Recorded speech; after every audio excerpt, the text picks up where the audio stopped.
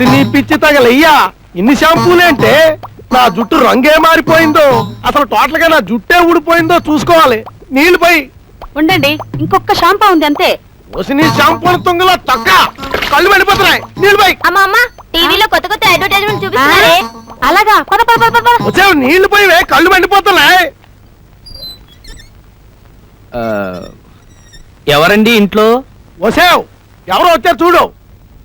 దుంపదగా దీనికి టీవీలో అడ్వర్టైజ్మెంట్లు కనబడితే చాలు ఒంటి మీద గుడ్డలు ఊడిపోయినా తెలీదు. అమ్మో అమ్మో, పచ్చుకుంట. ఆగు.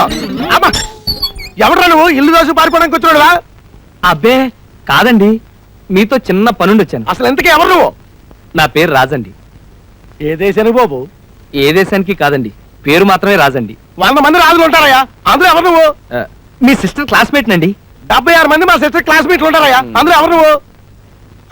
కొంప తీసి నువ్వు కొబ్బరి బండన కాదు కదా? కాదండి. కాదా? అవునండి. అవునా? కాదండి. అవునా కాదా? అవునండి. అయితే చేయలేవు. ఎందుకండి? ముందు నువ్వు నాతో బాధేరా. బావి దగ్గరికా? ఎందుకండి? నువ్వు వస్తే మాట్లాడమని మా సిస్టర్ చెప్పింది. రా.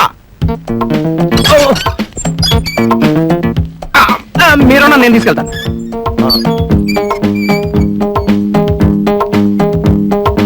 వచ్చేసామండి. నీళ్ళు పోయి. నేనా? నువ్వే. రాకుమారి కోసం సాహసం ఎలాగో చేయలేవు, నీళ్ళు కూడా పోయలేవా? పోస్తానండి. పోయి.